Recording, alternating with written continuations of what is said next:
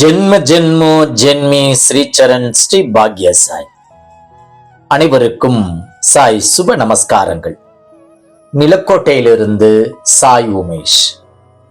ஓம் ஸ்ரீ சத்குரு பகவான் பாட்டி சித்தரின் லீலாமிருதம் 57. திருப்பூர் மாவட்டம் முத்தூர் என்னும் ஊரை சேர்ந்தவர் திரு சிவசேனாதிபதி அவர்கள். இவர் ஒரு விவசாயி என்பதை விட சிறந்த ஆன்மீகவாதி என்றே கூறலாம்.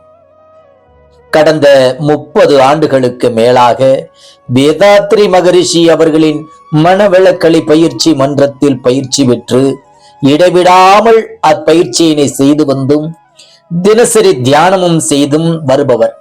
பல சித்தர்களை நேரில் தரிசனம் செய்தவர். இவரது சிறுவயது முதலே ஸ்ரீ கருப்பண்ண சுவாமிக்கு பூசை வழிபாடுகள் செய்து வந்தவர்.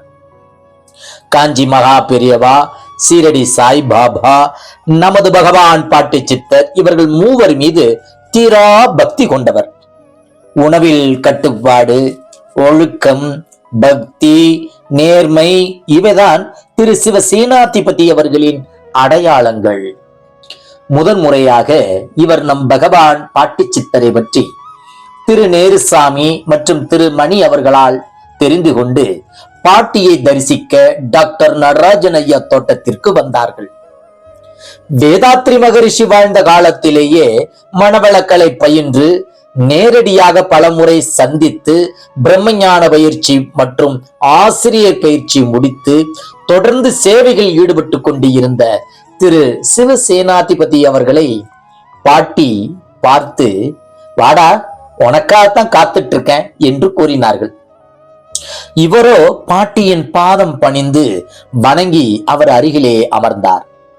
மனவளக்கலை மன்றத்தில் கற்பிக்கப்படும் உடற்பயிற்சியில் கால் பாதங்களில் அக்குப்ரஷர் என்ற ஒரு பயிற்சியை செய்வார்கள்.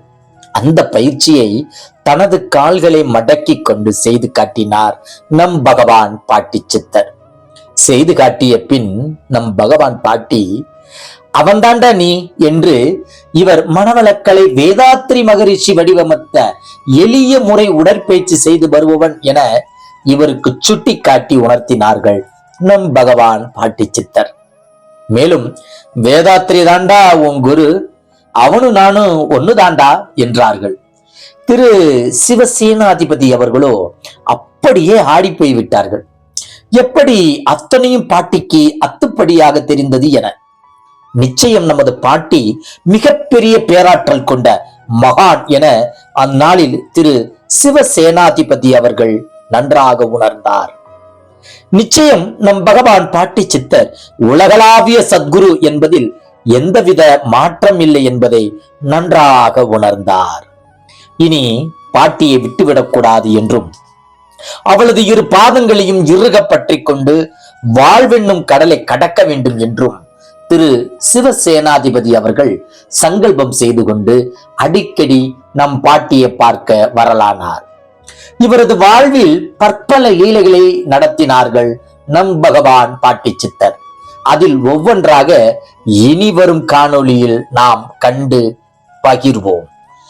ஜெய் குரு பாட்டி, நற்பவி பாட்டி, நற்பவி பாட்டி.